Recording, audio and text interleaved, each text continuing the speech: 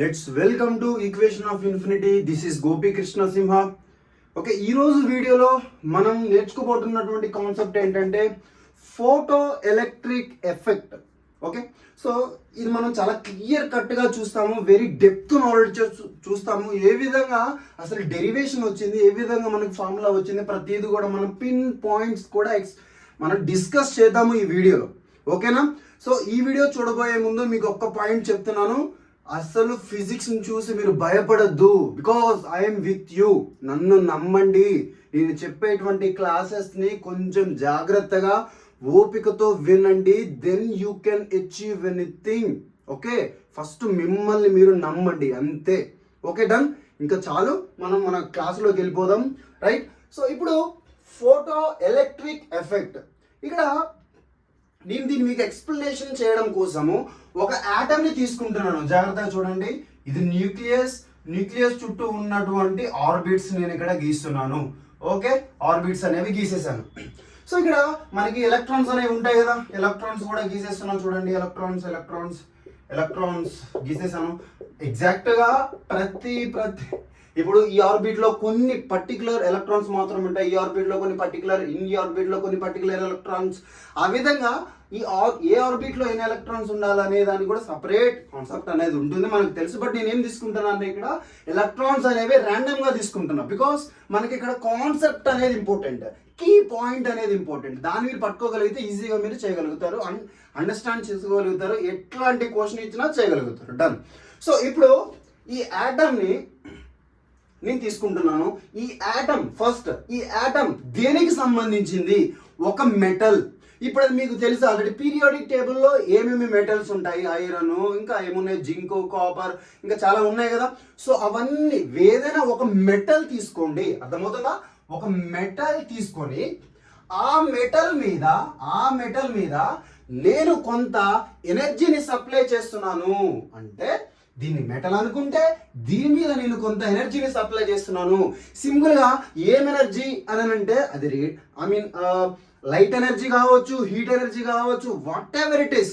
So నేను simple గా ఒకే మాటతో రేడియేషన్ తీసుకుంటున్నా అని అంటున్నాను. ఓకే, సో ఒక రేడియేషన్ ని కనుక నేను ఈ మెటల్ మీద నేను సప్లై చేసినప్పుడు ఈ రేడియేషన్ అనేది ఒక పర్టికులర్ పాయింట్ దగ్గర ఈ మెటల్ మీద పడి మళ్ళీ బయటికి రిఫ్లెక్ట్ అవుతుంది. డన్. బయటకు వచ్చేదేంటి, ఏమొస్తుంది బయటికి? ఇక్కడ మనకి రేడియేషన్ అనేది మళ్ళీ మనకు బయటకు వస్తుంది. ఇది మనం ఇప్పటి వరకు చూసాము. అయితే ఈ ఫోటో ఎలక్ట్రిక్ ఎఫెక్ట్ లో మనకి జరిగేది కొంచెం డిఫరెంట్. డన్. అది ఏం జరుగుతుందో నేను ఇప్పుడు ఇక్కడ చెప్తా. ఓకే, సేమ్ దీంట్లో కూడా ఇక్కడ ఏ విధంగా అయితే ఫినామినా అనేది మనకి జరిగిందో సేమ్ అదే ఫినామినా ఇక్కడ జరుగుతుంది. అయితే ఇప్పుడు ఇక్కడి నుంచి సమ్వేర్ రేడియేషన్ అనేది ఇందులో ఉండేటువంటి ఎలక్ట్రాన్స్ మీద పడింది. ఓకే, ఇప్పుడు ఒక ఎలక్ట్రాన్ అనేది ఇక్కడ ఉంది అనుకుంటున్నాను. అయితే ఈ ఎలక్ట్రాన్ మీద, ఈ న్యూక్లియస్ నుంచి ఎలక్ట్రాన్ మీద అట్రాక్షన్ ఫోర్స్ అనేది ఉంటుంది. డన్. Point number 1. నెక్స్ట్, ఇప్పుడు ఈ ఎలక్ట్రాన్ ఉన్నటువంటి ఈ ఆర్బిట్ ఏదైతే ఉందో ఈ ఆర్బిట్ కి ఒక పర్టికులర్ ఎనర్జీ అనేది ఉంటుంది కదా. సో ఆ పర్టికులర్ ఎనర్జీ అండ్ ఈ ఎలక్ట్రాన్ ఎనర్జీ రెండు కూడా మ్యాచ్ అయినప్పుడు మాత్రమే ఈ ఆర్బిట్ లో ఈ ఎలక్ట్రాన్ అనేది ఉంటుంది. రైట్. డన్. అర్థమైంది కదా 2 పాయింట్స్ మీకు ఇక్కడ.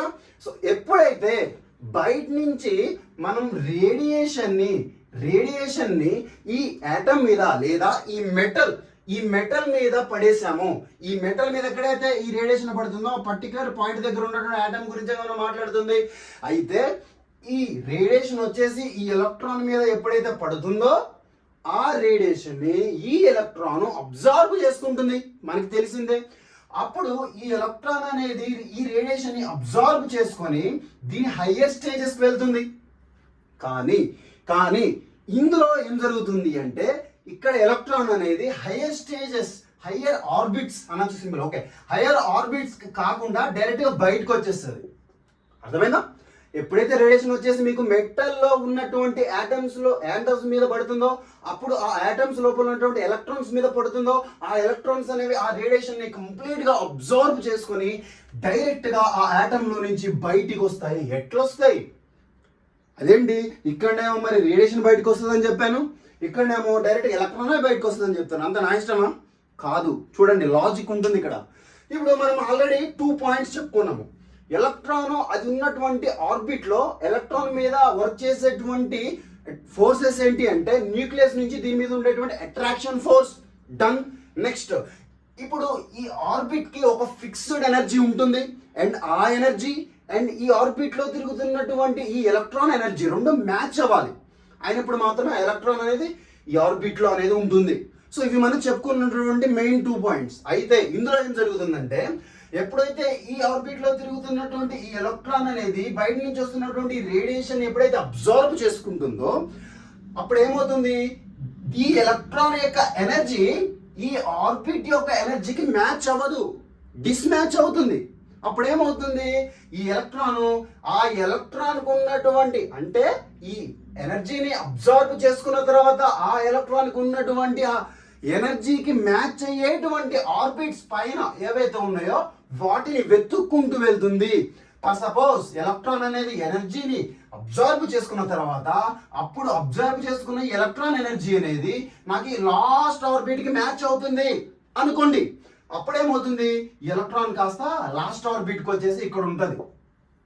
ఇప్పుడు ఏమవుతుంది అంటే ఈ ఎలక్ట్రాన్ అబ్జర్వ్ చేసుకున్నటువంటి ఆ ఎనర్జీ అనేది ఈ ఏ ఆర్బిట్ లో లేదు, ఈ అన్ని ఆర్బిట్స్ ఎనర్జీస్ కన్నా చాలా హైగా ఉంది. అర్థమవుతుందా మీకు ఇక్కడ పాయింట్?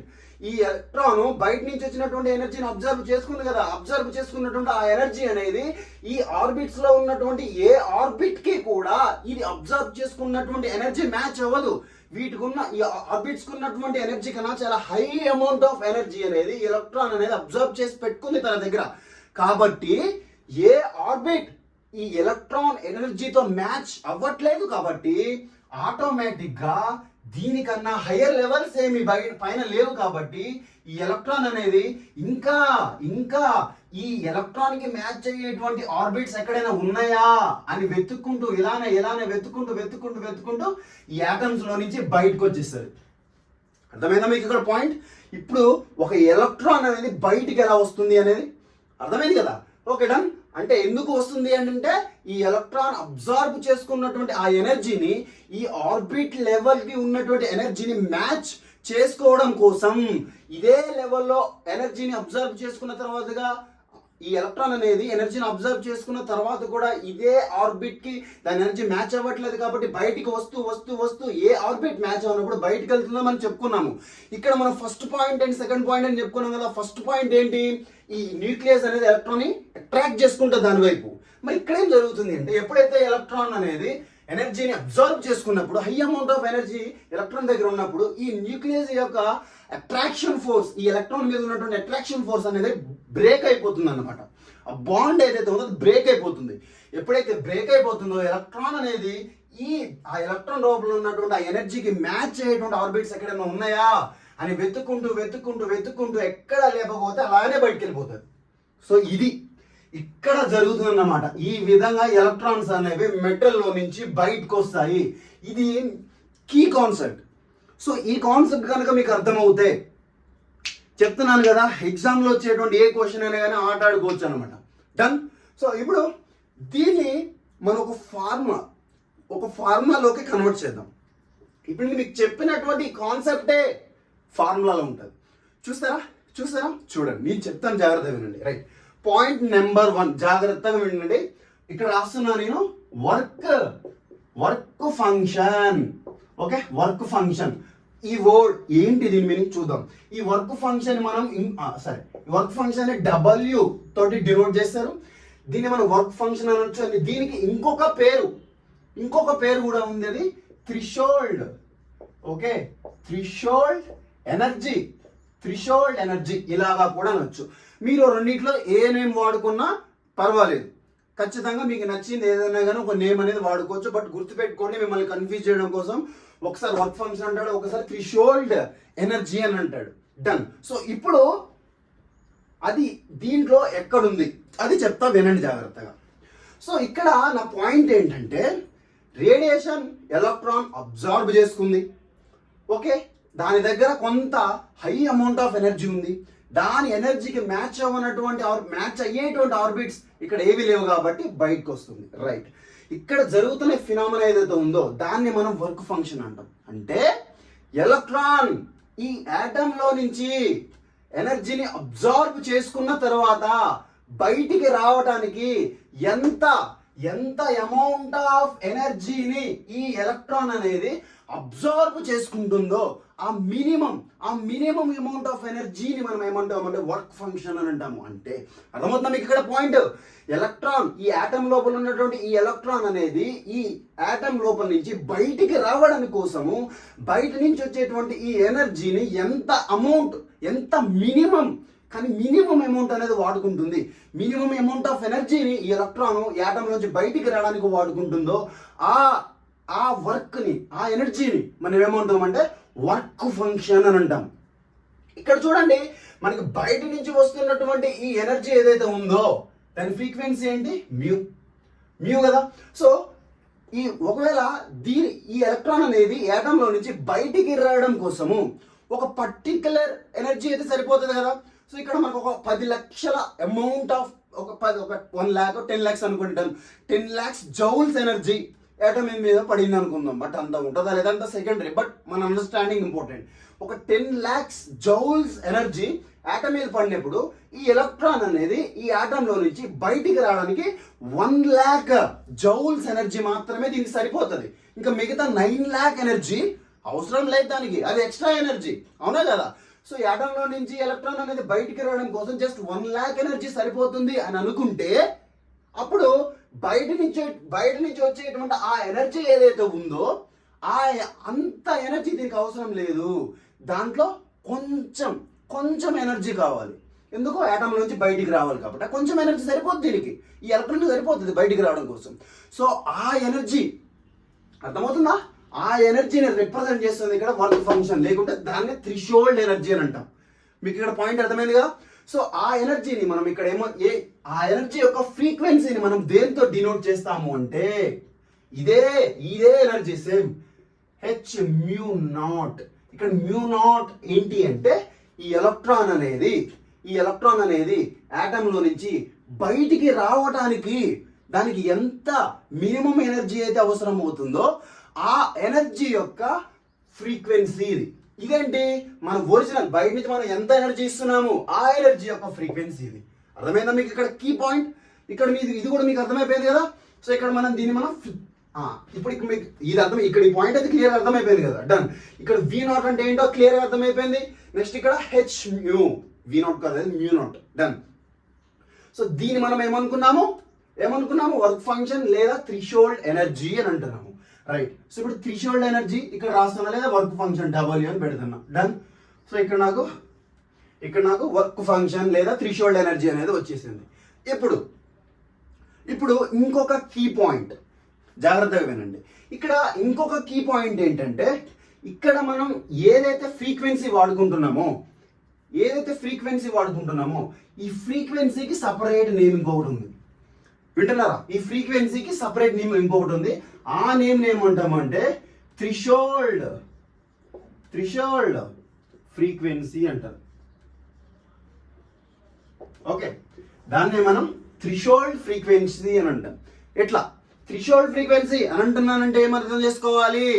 ఎలక్ట్రాను ఆటంలో నుంచి మెటల్ ఆటంలో నుంచి బయటికి రావడం కోసం దానికి కావాల్సినటువంటి మినిమం ఎనర్జీ, ఆ మినిమం ఎనర్జీ యొక్క మినిమం ఫ్రీక్వెన్సీ.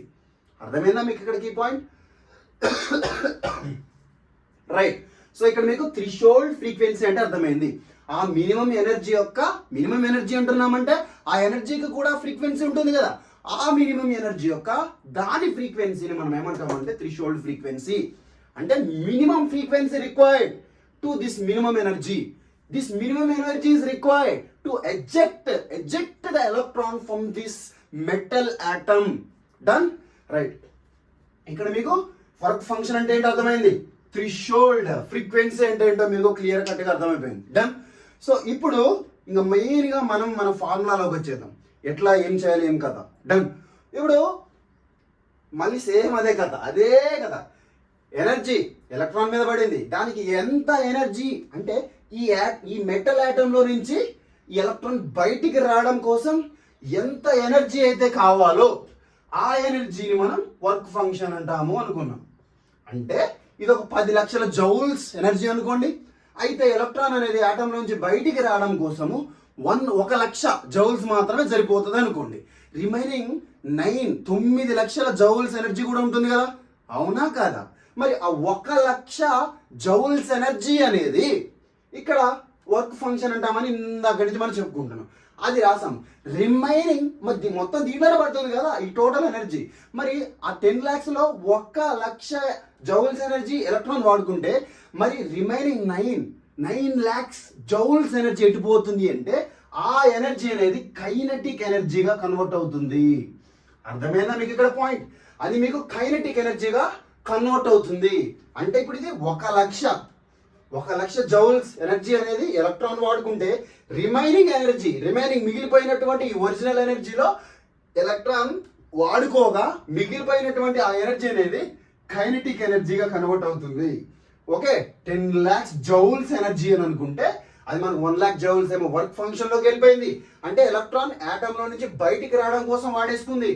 అండ్ అది వాడుకోగా మిగిలినటువంటి ఆ రిమైనింగ్ 9 lakh జౌల్స్ ఎనర్జీ ఏదైతే ఉందో ఆ ఎనర్జీ అనేది మనకి కైనెటిక్ ఎనర్జీగా కన్వర్ట్ అవుతుంది. సో టోటల్ ఎనర్జీ అంటే ఇప్పుడు రెండింటి అడిషనల్గా చేయాల్సింది మనం.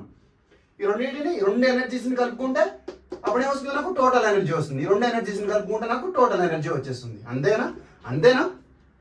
సో ఇప్పుడు నాకు టోటల్ ఎనర్జీ ఏంటి? ఇదే కదా మనం బయట నుంచి వస్తున్నటువంటి ఎనర్జీ ఇదే కదా. సో దీని ఏమంటామంటే మనం ఇన్పుట్ రేడియేషన్. ఓకే, దీన్ని మనం ఇన్పుట్ రేడియేషన్ అని అంటాము. ఇది డబ్ల్యూ ఇక్కడ రాసాం మనం వర్క్ ఫంక్షన్ అని అంటాము. దీని ఏమంటాము అంటే కైనెటిక్ ఎనర్జీ.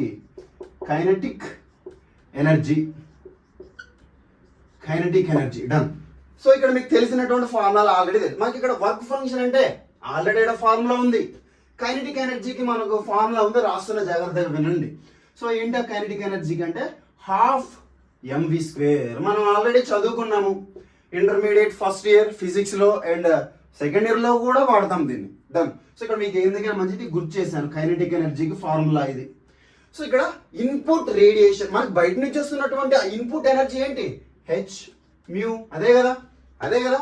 సో ఇవే ఎనర్జీస్ ఇక్కడ రాయండి, ఏ వచ్చినా అవే రాసేయండి. సో ఇక్కడ మనకు బయట నుంచి వస్తున్నటువంటి ఇన్పుట్ ఎనర్జీ ఏంటి? hν. నెక్స్ట్ ఈక్వల్ కి ఈక్వల్, ఇంకా ఇక్కడ వర్క్ ఫంక్షన్ కదా, వర్క్ ఫంక్షన్ అంటే ఏంటి? hν0. డన్. ప్లస్ ఇంకేముంది? Kinetic energy. So 12mv². Right. ఇక్కడ మీరు నన్ను అడగచ్చు, ఈ m అంటే మాస్, v అంటే వెలాసిటీ. మరి దీంట్లో దేని మాస్ తీసుకుంటున్నాం ఇక్కడ, అంటే దేని వెలాసిటీని తీసుకుంటున్నాం ఇక్కడ అని అంటే చూడండి, ఇక్కడ ఎలక్ట్రాన్ అనేది ఎనర్జీని అబ్జర్వ్ చేసుకుంటున్నప్పుడు ఈ ఎలక్ట్రాన్ ఆటమ్ లో నుంచి బయటికి వస్తుంది అనుకున్నాం. సో ఈ ఎలక్ట్రాన్ బయటికి వస్తుంది కదా, ఆ బయటికి వచ్చేటువంటి ఆ ఎలక్ట్రాన్ కి కూడా మనం ఒక నేమ్ పెట్టాము. దాన్ని మనం ఫోటో ఎలక్ట్రాన్ అని అంటాము. ఓకే, అది దాన్ని మనం ఫోటో ఎలక్ట్రాన్ అని అంటాం. అయితే ఈ m అంటే mass of this photo electron. ఇక్కడ v వెలాసిటీ అంటే ఏంటి? Velocity of this photo electron ఎంత స్పీడ్ తోటి ఆటమ్ లో నుంచి అది బయటికి వస్తుంది, బయటికి ఎజెక్ట్ అయ్యింది, దాన్ని మనం velocity of this photo electron అని అంటాము. డన్. రైట్.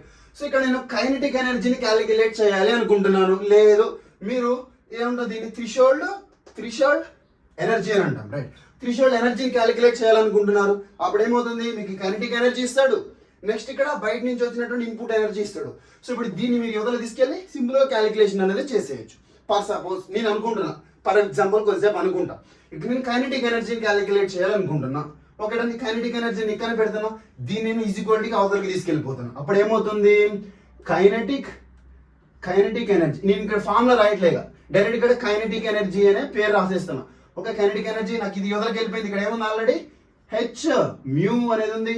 ఇది ఈ టర్మ్ అనేది యువతలకు వచ్చేస్తే -hν0 ఉంటుంది. డన్. సో దీంట్లో నాకు రెండింటిలో h కామన్ గా ఉంది. So kinetic energy h common గా తీసేస్తే μ-μ0. సో ఇది నాకు కైనెటిక్ ఎనర్జీకి ఫార్ములా. దేని కైనెటిక్ ఎనర్జీ? ఫోటో ఎలక్ట్రాన్ యొక్క కైనెటిక్ ఎనర్జీ. అర్థమవుతుందా మీకు ఇక్కడ పాయింట్? ఇది మనకి ఫోటో ఎలక్ట్రాన్ యొక్క కైనెటిక్ ఎనర్జీ. దాన్ని మనం ఈ ఫార్ములాని బేస్ గా తీసుకొని క్యాలిక్యులేషన్స్ అనేవి చేస్తాము. డన్. సో ఇక్కడ ఇంకొక చిన్న పాయింట్, గ్రాఫ్స్ ఉంటాయి. అవి ఎలా ఉంటాయంటే చూడండి, ఒక గ్రాఫ్ రిలేషన్ చూడండి. ఈ గ్రాఫ్ దేనికి రిలేషన్ అంటే ఇటువైపు ఏమో కైనెటిక్ ఎనర్జీని తీసుకుంటున్నాను, ఇటువైపు ఏమో ఎలక్ట్రాన్ ఇంటెన్సిటీని తీసుకుంటున్నాను. Electrons intensity. Okay, electron intensity. అయితే చూడండి, మీకు ఇక్కడ ఎలక్ట్రాన్ ఇంటెన్సిటీ అంటే నేను చెప్తాను మీకు క్లియర్గా, జాగ్రత్తగా వినండి. ఇక్కడ ఒక ఎలక్ట్రాన్ అనేది బయటికి ఆటం నుంచి బయటికి ఎజెక్ట్ అయితే మరి ఒక్కటే ఆటం ఎజెక్ట్ అవుతుందా? ఇట్లాంటి రేడియేషన్స్ అనేవి ఓన్లీ ఒక్క ఎలక్ట్రాన్ మీదనే పడతాయా? పడవు కదా. సో చాలా డిఫరెంట్, దీంట్లో ఎన్ని ఎలక్ట్రాన్స్ మీదనైనా బయట నుంచి వచ్చేటువంటి ఎనర్జీ పడచ్చు కదా. ఓన్లీ కేవలం ఈ ఒక్క ఆటంలోనే ఉన్నటువంటి ఒక్క ఎలక్ట్రాన్ మీద పడుతుందని చెప్పలేము. సో డిఫరెంట్ ఎలక్ట్రాన్స్ మీద మనకి బయట నుంచి వచ్చేటువంటి ఎనర్జీ పడవచ్చు. అప్పుడేమవుతుంది, డిఫరెంట్ ఎలక్ట్రాన్స్ అన్ని కూడా బయటికి ఎజెక్ట్ అవుతాయి. అర్థమవుతుందా? సో ఒకవేళ ఒక్కటే ఎలక్ట్రాన్ బయటకు వచ్చింది అనుకోండి, ఓకే డన్. ఒకవేళ 10 ఎలక్ట్రాన్స్ బయటకు వచ్చినాయి అనుకోండి, అప్పుడు ఆ బండిల్ అంటే ఏంటి, ఇక్కడ 10 ఎలక్ట్రాన్స్ యొక్క కట్ట, 10 ఎలక్ట్రాన్స్ యొక్క బండిల్. దాన్ని మనం ఏమంటాం, కొంచెం తక్కువ ఉంది అక్కడ ఇంటెన్సిటీ అని అంటాం. డన్. ఒక 10 లక్షల ఎలక్ట్రాన్స్ ఒకేసారి బయటకు వచ్చినాయి, 10 లక్షల ఎలక్ట్రాన్స్ ఒకేసారి బయటకు వచ్చినాయి అంటే ఇక్కడ ఇప్పుడు 10 లక్షల ఎలక్ట్రాన్స్ యొక్క బండిల్ ఎంత ఉంది చూసారా, దాన్ని ఏమంటాం, ఇంటెన్సిటీ పెరిగింది, దాన్ని మనం ఇంటెన్సిటీ అంటాము. ఓకేనా? Number of electrons ejected out from this atom. అర్థమైనా? దాన్ని మనం ఇంటెన్సిటీ ఆఫ్ ది ఎలక్ట్రాన్స్ అని అంటాం. ఓకే, ఆ ఇంటెన్సిటీ అనేది ఇక్కడ కైనెటిక్ ఎనర్జీ అనేది ఇటువైపు చూస్తే పెరుగుతుంది, ఇక్కడ ఎలక్ట్రాన్స్ యొక్క ఇంటెన్సిటీ ఇటువైపు చూస్తేనేమో మనకి పెరుగుతుంది. సో ఇక్కడ రెండు పారామీటర్స్ అనేవి తీసుకున్నాను. ఇప్పుడు నేనేం చేస్తున్నాను అంటే కైనెటిక్ ఎనర్జీ ఏదైతే ఉందో ఇది కాన్స్టెంట్ గా ఉంచేస్తున్నాం, లేదా ఇక్కడ ఎలక్ట్రాన్స్ యొక్క ఇంటెన్సిటీ ఇక్కడ నుంచి ఆటమ్స్ నుంచి బయటికి వచ్చేటువంటి ఎలక్ట్రాన్స్ అనేవి పెరుగుతున్నాయి. అంటే ఇంటెన్సిటీ పెరుగుతుంది అంటే ఏంటి, ఈ ఆటమ్స్ నుంచి బయటకు వచ్చేటువంటి ఎలక్ట్రాన్స్ అనేవి పెరుగుతున్నాయి అని అర్థం, అంతే కదా. ఎలక్ట్రాన్స్ అనేవి పెరుగుతూ ఉన్నప్పుడు మరి కైనెటిక్ ఎనర్జీ ఏమైనా పెరుగుతుందా? ఇప్పుడు ఇక్కడ ఉన్న ఎలక్ట్రాన్ ఒక కైనెటిక్ ఎనర్జీతో వచ్చింది. ఓకే, ఇప్పుడు ఇంకొక ఎలక్ట్రాన్ బయటకు వస్తుంది అనుకోండి, దీని మీద కూడా ఒక రే పడి ఇంకొక ఎలక్ట్రాన్ కూడా బయటకు వస్తుంది అనుకోండి, ఇది కూడా ఒక కైనెటిక్ ఎనర్జీ తోటి బయటకు వస్తుంది. కానీ ఒక పాయింట్ ఏంటంటే మనకి బయట నుంచి వస్తున్నటువంటి ఈ ఒరిజినల్ ఎనర్జీ ఏదైతే ఉందో సేమ్ ఎనర్జీ అన్ని ఎలక్ట్రాన్స్ మీద సేమ్ ఎనర్జీ పడుతుంది. అర్థమవుతుందా? అన్ని ఎలక్ట్రాన్స్ మీద సేమ్ ఎనర్జీ పడుతుంది. మరి అలాంటప్పుడు ఎలక్ట్రాన్స్ అన్ని కూడా ఒకేసారి బయటకు వస్తాయి కదా. సో మరి ఆ ఎలక్ట్రాన్స్ అన్నిటి యొక్క కైనెటిక్ ఎనర్జీ ఎలా ఉంటుంది? సేమే ఉంటుంది. ఎందుకు? సేమ్ ఎనర్జీ, ప్రతి ఎలక్ట్రానిక్ సేమ్ ఎనర్జీ ఇస్తున్నప్పుడు అవి బయటికి ఆటమ్స్ నుంచి బయటికి రావడానికి ఎంత ఎనర్జీ అయితే కావాలంత ఎనర్జీని వాడేసుకున్న తర్వాత రిమైనింగ్ ఎనర్జీ అన్నిటికి సేమ్ ఉంటుంది. సో రిమైనింగ్ ఎనర్జీ ఎట్లా కన్వర్ట్ అవుతుంది? కైనెటిక్ ఎనర్జీ లాగానే కదా. సో ప్రతి ఎలక్ట్రాన్ యొక్క రిమైనింగ్ ఎనర్జీ అనేది కైనెటిక్ ఎనర్జీ కన్వర్ట్ అవుతుంది. సో ప్రతి ఎలక్ట్రాన్ యొక్క కైనెటిక్ ఎనర్జీ అనేది ఈక్వల్ గా ఉంటుంది.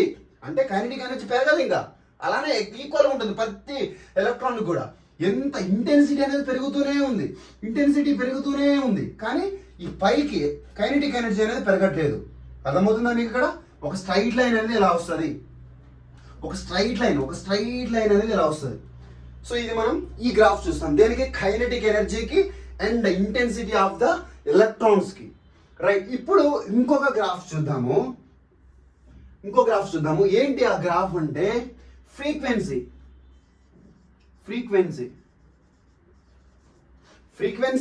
సేమ్ మళ్ళీ కైనెటిక్ ఎనర్జీకి. సో ఇటువైపు కైనెటిక్ ఎనర్జీ పెరుగుతుంది, ఇటువైపు ఏమో ఫ్రీక్వెన్సీ పెరుగుతుంది. రైట్, ఇప్పుడు ఈ రెండింటికి రిలేషన్ చూస్తే మీరు గ్రాఫ్స్ ఇవి సపరేట్ గా నీట్గా రాసుకోండి, ఒకదాని కింద ఒకటి. మనం ఒకే వీడియోలో చేసేద్దాం అన్నట్టుగా చెప్తున్నాను నేను. డన్. సో ఇక్కడ కైనెటిక్ ఎనర్జీ అనేది ఇంక్రీజ్ అవుతుంది. డన్. సో దీని గురించి మాట్లాడదాం, ఒక్క నిమిషం ఆగండి. ఇక్కడ ఫ్రీక్వెన్సీ దగ్గరికి రండి. ఇక్కడ ఫ్రీక్వెన్సీ అనేది పెరుగుతూ ఉంది అంటే ఏంటి? ఎనర్జీ కూడా పెరుగుతుంది. ఇక్కడ బయట నుంచి వచ్చేటువంటి ఆ ఎనర్జీ ఏదైతే ఉందో దాని యొక్క మ్యూ అంటే ఫ్రీక్వెన్సీ ఇంక్రీజ్ అవుతూ ఉంది. అంటే బయట నుంచి వచ్చేటువంటి ఆ ఎనర్జీ అనేది చాలా హైగా ఉంది. అప్పుడు ఏమవుతుంది దాని మీనింగు, ఈ ఎలక్ట్రాన్స్ అనేవి వాటికి కావాల్సిన ఎనర్జీని బయటికి రావడానికి వాటికి కావాల్సిన ఎనర్జీని వాడుకున్న తర్వాత ఆ ఎలక్ట్రాన్స్ బయటకు వస్తాయి కదా, అప్పుడు వాటి యొక్క కైనెటిక్ ఎనర్జీ కూడా పెరుగుతుంది. అవునా కదా? ఎందుకు? నీకు బయట నుంచి వచ్చేటువంటి ఎనర్జీ పెరుగుతుంది. ఒకవేళ నీకు బయట నుంచి వచ్చేటువంటి ఎనర్జీ అనేది పెరగకుంటే కైనెటిక్ ఎనర్జీ కూడా పెరగదు. ఎందుకు? ఎక్స్ట్రా ఎనర్జీ ఏం లేదు. ఒకవేళ నువ్వు బయట నుంచి వచ్చేటువంటి ఎనర్జీ కూడా నువ్వు పెంచుతున్నావు, ఇక్కడ ఫ్రీక్వెన్సీని పెంచుతున్నావు అంటే ఎనర్జీని పెరుగుతుంది అని అర్థం. ఫ్రీక్వెన్సీ పెరుగుతుంది అంటే ఎనర్జీ పెరుగుతుంది అని అర్థం. సో ఎనర్జీ బయట నుంచి వచ్చేటువంటి ఎనర్జీ పెరుగుతుంది అన్నప్పుడు ఇక్కడ మనకి ఎలక్ట్రాన్స్ యొక్క కైనెటిక్ ఎనర్జీ అనేది కూడా పెరుగుతూ ఉంది. అర్థమవుతుందా మీకు ఇక్కడ పాయింట్? ఎట్లా పెరుగుతుంది? ఇప్పుడు బయట నుంచి వచ్చే ఎనర్జీ ఎలక్ట్రాన్స్ మీద పడ్డప్పుడు ఎంత ఎనర్జీ అయితే వాటికి కావాలో అది ఎప్పుడు ఫిక్స్డ్ ఉంటుంది కదా. వర్క్ ఫంక్షన్ ఎప్పుడు వాటికి ఫిక్స్డ్ ఉంటుంది కదా. ఎలక్ట్రాన్ బయటికి రావడానికి ఎంత ఎనర్జీ కావాలి, ఈ ఎలక్ట్రాన్ బయటికి రావడానికి ఎంత ఎనర్జీ కావాలి, ఈ ఎలక్ట్రాన్ బయటికి రావడానికి ఎంత ఎనర్జీ కావాలి. సో అదంతా కూడా ఫిక్స్డ్ గా ఉంటుంది. సో ఈ ప్రతి ఎలక్ట్రాన్ కి ఎంత ఎనర్జీ అయితే కావాలో ఆ ఎనర్జీ మొత్తం వాడేసుకున్న తర్వాత రిమైనింగ్ మళ్ళీ బయటకు వచ్చేస్తుంటాయి కదా. వాడేసుకున్న తర్వాత మళ్ళీ బయటకు వచ్చేస్తుంటాయి. సో ఆ కైనెటిక్ ఎనర్జీస్ ఏవైతే ఉన్నాయో అన్ని ఖచ్చితంగా చాలా ఎక్కువగా ఉంటాయి. ఎందుకు? బయట నుంచి వచ్చే ఎనర్జీ ఎక్కువ కాబట్టి. సో కైనెటిక్ ఎనర్జీ పెరుగుతుంది, అప్పుడు ఫ్రీక్వెన్సీ కూడా పెరుగుతుంది. లేదా ఫ్రీక్వెన్సీ పెరుగుతున్నప్పుడు కైనెటిక్ ఎనర్జీ కూడా పెరుగుతుంది. సో ఇప్పుడు ఈ రెండు ఎలా ఉన్నాయి? ప్రపోర్షనల్ గా ఉన్నాయి. ఇది పెరుగుతాయి, నేను ఇది కూడా పెరుగుతా అంతే. సో ఇప్పుడు రెండు కూడా ఇలా పెరుగుతాయి అనమాట. అర్థమైందా మీకు ఈ గ్రాఫ్? ఇక్కడ నీకు ఫ్రీక్వెన్సీ పెరుగుతుంటే ఇక్కడ నీకు కైనెటిక్ ఎనర్జీ కూడా పెరుగుతుంది. ఈ విధంగా ఉంటుంది. దీన్ని మనం హెచ్ తో డినోట్ చేస్తాం. స్లోప్ అనడం అనమాట. స్లోప్. Okay done. సో ఆ విధంగా ఆ రెండింటికి రిలేషన్ గ్రాఫ్ అనేది ఉంటుంది. సో ఇది మీకు ఫోటో ఎలక్ట్రిక్ ఎఫెక్ట్. సో ఈ ఫార్ములా ఏదైతే ఉందో ఇది గుర్తుపెట్టుకోండి, అవసరం లేదు, ఇది చాలు. కళ్ళు మూసుకొని రాసి పడేసి ఎగ్జామ్. చాలా సింపుల్ చెప్తున్నాను కదా, చాలా సింపుల్. సో దీన్ని మీరు ఫాస్ట్గా నోట్ చేసేసుకోండి. మళ్ళీ మనం నెక్స్ట్ వీడియోలో కలుద్దాము. ఈ వీడియోతో ఇంతటితో ఇది సమాప్తం. మీకు నచ్చితే లైక్ చేయండి, నచ్చకపోతే డిస్లైక్ చేసి నాకు ఆ కామెంట్ సెక్షన్లో చెప్పండి ఎక్కడ నేను మిస్టేక్ చెప్తున్నాను. బికాస్ నాకు అది తెలిసింది అనుకోండి, నెక్స్ట్ టైం నేను చెప్పేటువంటి వీడియోస్లో క్లాసెస్లో మంచిగా మిస్టేక్స్ లేకుండా మీకు మంచి నాలెడ్జ్ ఇవ్వగలగడానికి నేను ట్రై చేస్తాను. డెఫినెట్గా 100% నేను మీకు నాలెడ్జ్ ఇస్తాను. Okay done. Thank you for giving this golden opportunity. Note చేసేసుకోండి. Thank you.